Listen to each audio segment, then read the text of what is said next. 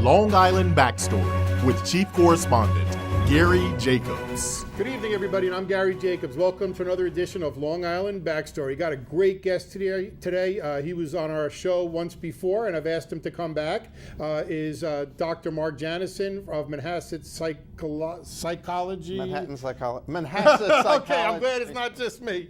Manhasset Psychology PC. I don't know why that's such a mouthful tonight. And Dr. Janoson is one of the experts, one of the leading experts here on Long Island on forensic exams, psychological exams. But specifically what we're going to talk about today is something that came up the last time I had Dr. Janoson on the show, which is the MMPI, which is one of the major tools that's used in forensic psychological evaluations. And how I've got to know Dr. Janoson and speak with him is about how to evaluate it and interpret it. And as I've said before, I become a believer because I had one of these in my divorce, and I thought it was crazy, but it came out that it said pretty much nailed me the way I was, but more importantly, it really got my ex-wife, who was a smart woman, but it came back and said that she was a sociopath, a pathological liar, borderline personality disorder, and it even went as far as saying things like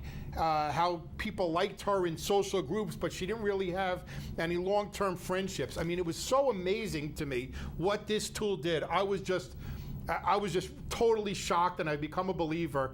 But then, as I've said to Dr. Janoson, over the years, I've seen other ones that I don't think nailed it. Now, it's not only the MMPI, it's other things. But people come to me and they say, Gary, what do I do as an advocate? Listen, I got a bad forensic report. Is there anything I can do to mitigate it, to debunk it? Can I hire my own? And that's what I got involved with Dr. Janoson on. And as he told me when I spoke to him, I'm not a hired gun that you can hire to come in and say, hey, I don't like the results, go in and say it's there.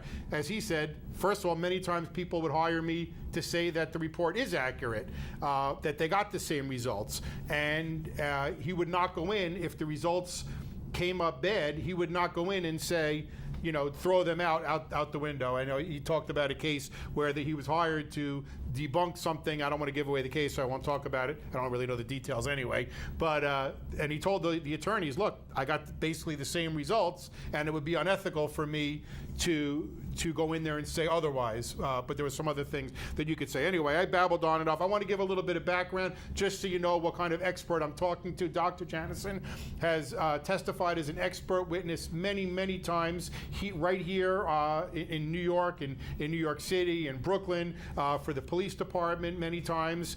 Dr. Janoson, let's see, president, as I said, of Manhasset Psychologically. He was a consulting psychologist for the New York City Police Department, Nassau County Civil Service Commission. He was on the New York State Department of Social Services Bureau of Disability Determination. Dr. Janoson worked on the Department of Pediatrics at the School of Medicine at NYU and conducted many workshops, has appeared and testified many times as an expert in the MMPI. And this is a field that, from what I've seen, there are many doctors who can administer this MMPI test. There are not many people who really, really get into it like Dr. Janoson does. This man lives and breathes the MMPI test and knows every nuance of it. So let's talk today with Dr. Janoson about that. Dr. Janoson, welcome back to Long Island Backstory. Thank you very much. I guess the first experience wasn't so bad for you, so you came back for more. But the information you gave us was terrific. So first of all, tell the audience, what is the MMPI test? Well, the MMPI-2 stands for the Minnesota Multiphasic Personality Inventory, second edition. I know that was a mouthful. So people use the acronym, the MMPI-2.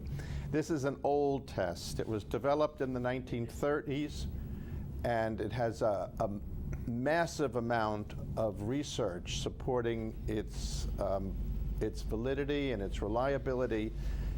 It was revised in 1989, and that's why it's called the MMPI-2.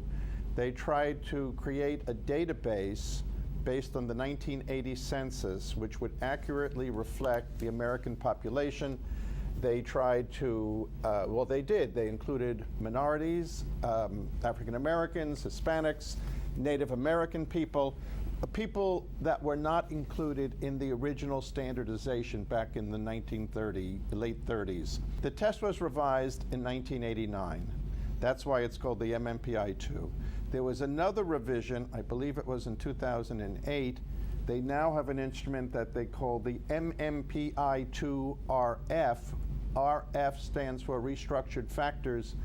It's really a different test. It has the same name, but it's really a different test. Incidentally, the NYPD, the New York Police Department, uses this new MMPI, the one they call the MMPI 2RF, though my office, we use the MMPI 2, the older MMPI. So over the course of, since this thing, I didn't realize it was around for so long, I mean, there's got to be, what, hundreds of thousands of people who've taken this test? Millions, really, millions and millions. And it's the... Is it worldwide? Yes, it's the gold standard in forensic psychology. In my office, of course, I have it in Spanish because there's so many people who their first language or primary language is Spanish. I've administered this test not myself. I mean, I didn't speak it. I gave it to someone in Mandarin, not just one, many people in Mandarin. But the test has been translated into, I gave it in Hebrew as well to a client originally from Israel. And the test has been translated into many, many of the major languages of the world, and it's been used worldwide. But in America, it is the gold standard that's accepted in the United States courts. Is it important that it's administered in the person's native language? Well, yes, because otherwise the person will not, presumably, the person taking the test will not get the nuances. The questions are often worded in double negatives. The questions can be tricky in the way they're worded. So for a person whose first language is not English, there can be a big problem if they're not understanding the questions. So is there any training that's involved in this, or can any psychologist, psychiatrist, LSW, call up MMPI, I'm assuming it's a company, buy the test, I don't know how that works, and then hand it to the person, they take it, they run it through the computer, and it's done? Or do you have to have some training? Well, officially, you would have to be a licensed psychologist, and you would have to buy the test through one of the official distributors of the instrument. The instrument was developed at the University of Minnesota, hence the name, the Minnesota Multiphasic Personality Inventory. They are the copyright holders, and one is supposed to be a licensed psychologist to get the test, to be able to administer the test. Most of the psychologists that administer the test haven't spent a great deal of time really studying the instrument. It's a very complicated instrument, a very subtle instrument with all kinds of checks and counter checks built into it.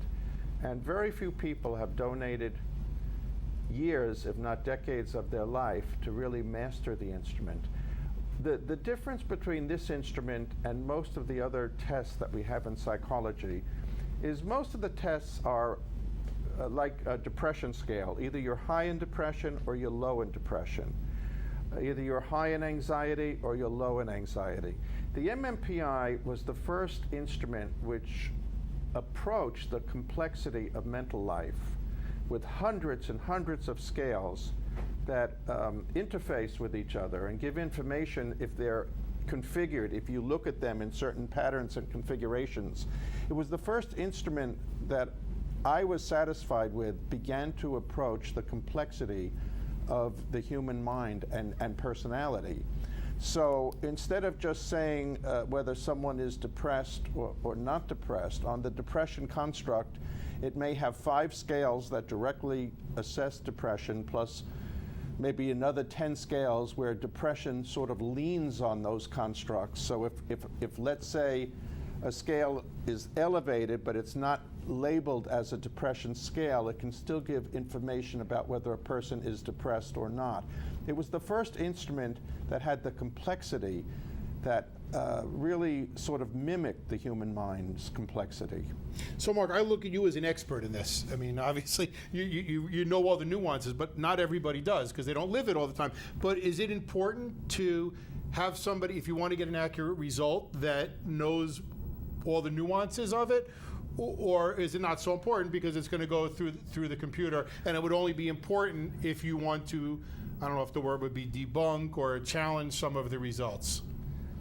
Well, it's true that most psychologists get computer-generated reports, although it is also true that one can get, and typically this is common in the forensic arena, my colleagues will typically ask for a report from the scoring service that is only numeration, that is no narrative, no paragraphs describing the results. The reason that forensic people, psychologists, my colleagues, feel this way, or many of them feel this way, is because if they accept the narrative that comes with the quantification or the numeration that the MMPI produces through the computer printout, they also have to, in court, have to justify the narrative, which they may not agree with. So by cutting out the narrative, they can cherry pick which scales and scores they want to include in their report, and they can put more of a spin on the result. I find when I read if we're talking about the family forensic or child custody evaluations, I find that most of the evaluators simply basically cut and paste from the computer readout and make very little use of their own skills in interpreting the MMPI and the data. I, for example, after I get a report, let's say I'm using a service now that gives me both a narrative and a quantitative readout. But what I do in a case where I want to review the data thoroughly is I do something called a structural summary, where I take the MMPI data and I organize it differently. This is a product that was created by two of the authorities on the MMPI, Roger Green and David Nichols, both very distinguished psychologists, and both have published extensively on the MMPI. And they created what they call the structural summary, which organizes the data in a different way and addresses the item content of the instrument. That is, what is the person endorsing directly? Because there's two ways to look at the data. One can look at the item content. Yes, this person endorsed depression, or this person endorsed paranoia, or this person endorsed manic activity. But another way to look at the data is something that we call code patterns. Code patterns are, we look at the scales, the clinical scales, and there are 10. We look at the clinical scales and look to see which scales are elevated. If, for example, a client elevates scales 2, 7, and 8, and we go to a textbook and look at what does the research say about the personality of persons who elevate those three scales, 2, 7, and 8, then we know what the typical person who elevates those scales is like. They only have the numbers of the tests, and you would then go back and say, well, I'd like to see the narrative, and that company would give it to you, or do they have to already have it? Well, that can be handled a number of ways. If the other psychologist only provides me with an answer sheet, let's say a no quantification or a narrative, I can take his answer sheet and send it to my scoring service, and they will send me back the full report based on their full report based on those responses of the client. Remember, it's a long test. It has 567 questions, all true or false. And so I would, in that case, I would fax the answer sheet that the other psychologist provided to my scoring service, the one that I use, and they would produce a report which would include both quantification, the numbers, as well as a narrative. To dumb it down, somebody goes, they get a forensic report, they get it back, and they say, hey, this isn't me. I'm not this type of person. I don't know. I'm not an angry person. I'm gonna, help with the relationship. I'm not a narcissist. And this, because listen, the reality is, in a divorce case, if you get a forensic and it's bad, you're doomed. The judge, that's going to be the crutch, and they're going to use it. So how do I do it? They can go to somebody like you, and I guess you can mitigate it. What is it possible for you to go in and say either it wasn't administered correctly or the results aren't what they say it is? Well, it's hard not to administer the instrument correctly because it's true or false questions. 567 true or false. So it doesn't matter what kind of directions they give the person. Well, the temperature of the room. You're not supposed to coach the person. The only coaching, if you can call it such, that I do to my clients is I tell them to be honest. That's all the coaching that I do. And is that what your advice to somebody? Say, have something to hide? You're not going to trick it? What would you say if somebody's going? I tell people, be honest because it's going to come out. This is when I tell people going to forensic, if it's bad, own it. And we'll say it that way. In any context, whether I'm doing a criminal forensic eval, a family forensic eval, or I'm doing testing for, let's say, a candidate who wants to appeal a civil service disqualification or a New York Police Department disqualification, I always tell them to be honest. That's it. Just be honest. Just be honest. Right. And let me worry about the results. Right. Okay. So there's nothing with as far as administration, but then it would come into the interpretation of the results that you could you flip the results and say no, this doctor read it wrong, or is it something just where you could just mitigate maybe the damages? Well, I came into court many years ago. This is at least 10 years ago. I family court in Brooklyn, and a woman's daughter had been removed from her custody when the daughter had lived with her since birth. And the daughter was age 6, and custody was transferred by the judge to the father who did not live in the home. Now, when I looked at the psychological, and the reason the judge gave for transferring custody, or the main reason, not the only reason, was the judge asserted that the mother was alienating the little girl from her father, parental alienation. When I looked at the MMPI reports, the reports were custody reports done by the Caldwell report.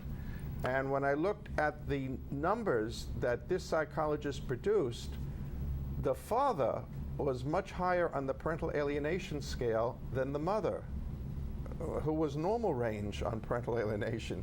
And yet, in spite of his own data, he had made the conclusion, or he'd come to the conclusion, that the mother was alienating the child from the father, took a little girl, a 6-year-old girl, which is, I think, very unusual to remove a young female child from her mother, and gave sole custody to the father with visitation for the mother.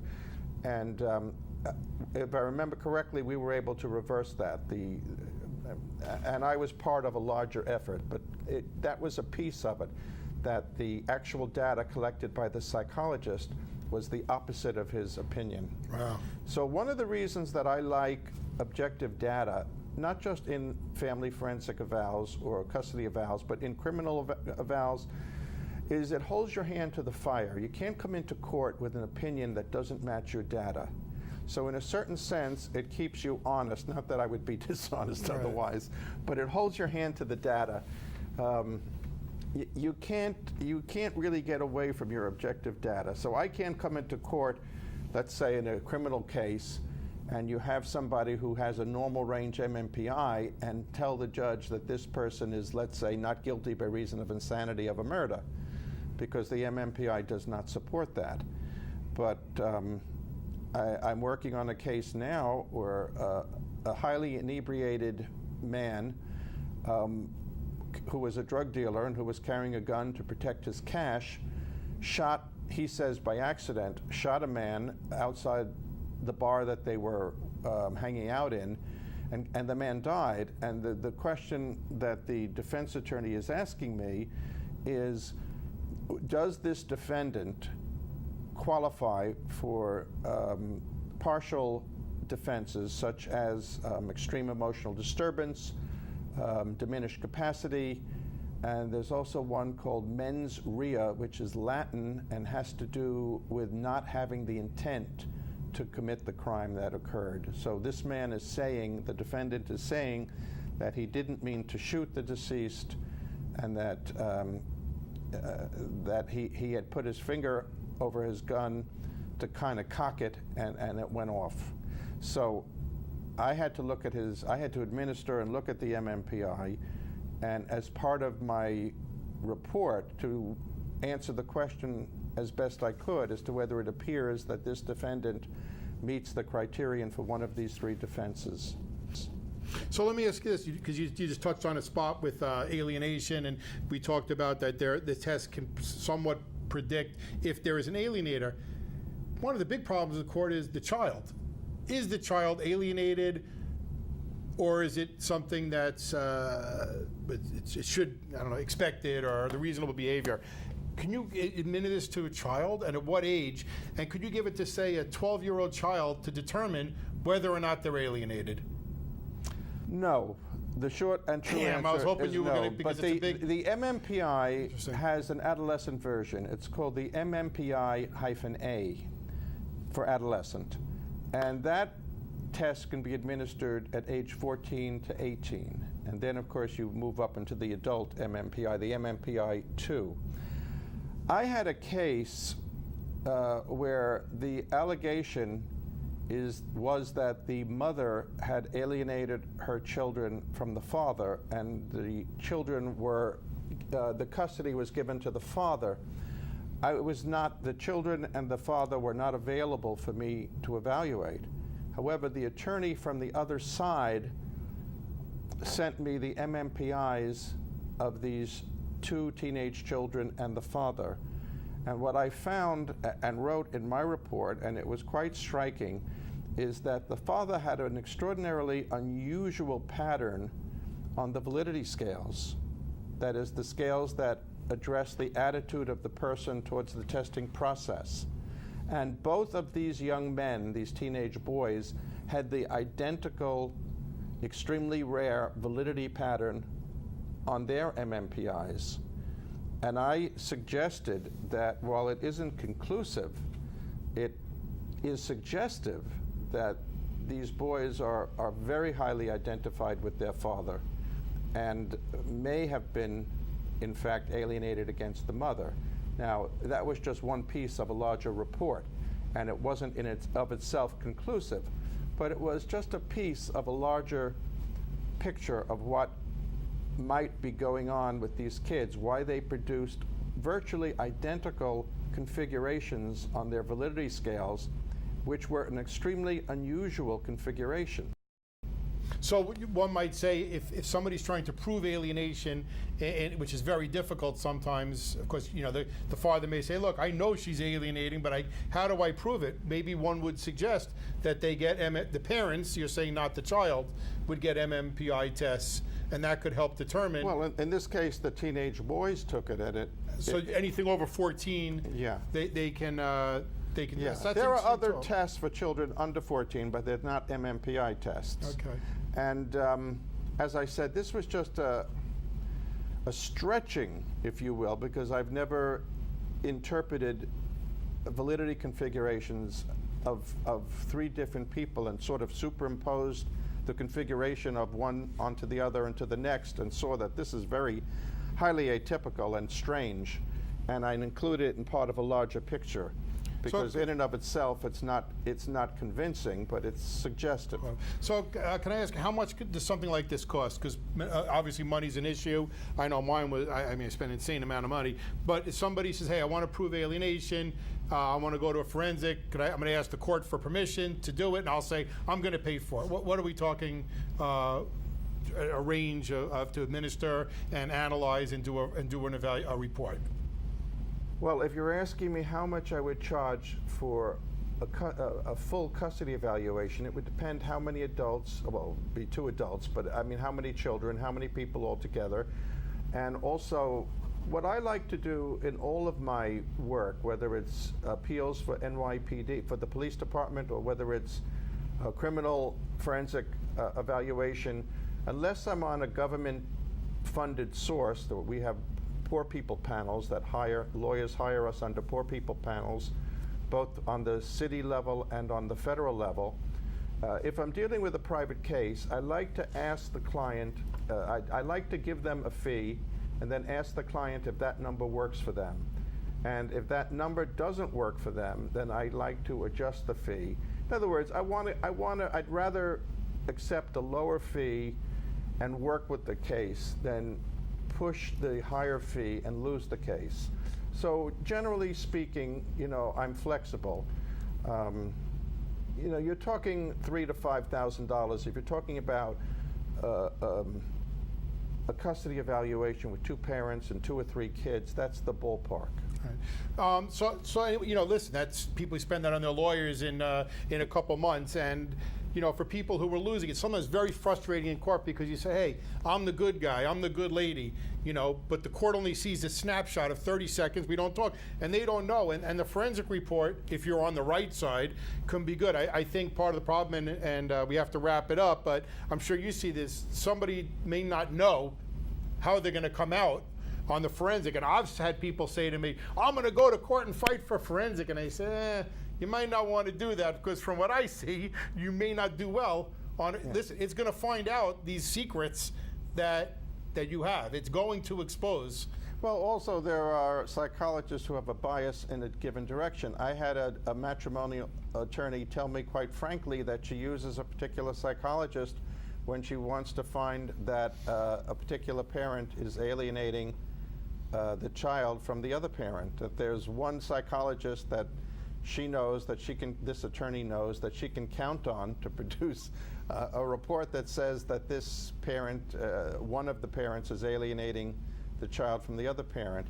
So there's so much bias in the field, and of course the judges are biased. So it's always a crapshoot. It is, but you know what? At least that's why I wanted you on the show, because it's not hopeless. If you get a bad forensic report and you believe you're a victim of one of these biased forensic evaluators, let's be honest, some of them are, I don't know if corrupt is the word, but biased is it maybe more politically correct, that if somebody's paying this person, this lawyer is sending their people to this psychologist and giving them big money, they're going to lean their results many times, well, not many times, sometimes. Also, there are judges who have favorites, judges absolutely. Who think that this psychologist is good or very good. Absolutely, I've seen it all the time. And the judge may not really be in a position to evaluate family forensic or child custody I see it all the time. They say, I like this forensic because this forensic I know is going to always say that the mother's the better parent, or I like this forensic because they're going to screw the father. It's usually the other way around, but they definitely pick their people. So, Dr. Janoson, thank you very much. You're quite welcome. If somebody wants information, again, listen, this is your life.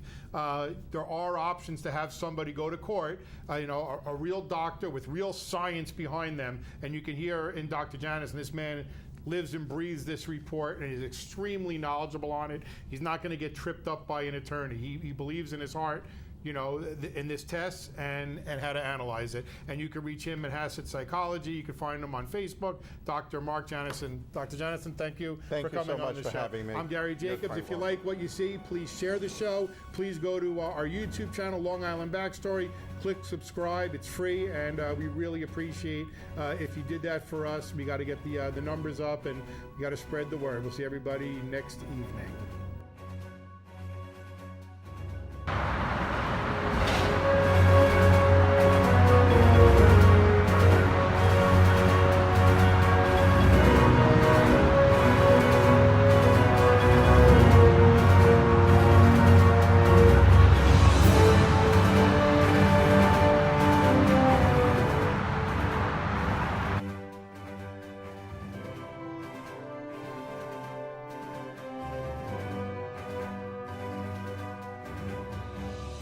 Long Island Backstory is made possible in part by Americans for Legal Reform, the oldest, most successful legal group in the world. P.O. Box 2679, Huntington Station, New York 11746. Telephone 631-421-6390. Website Americans4legalreform.com.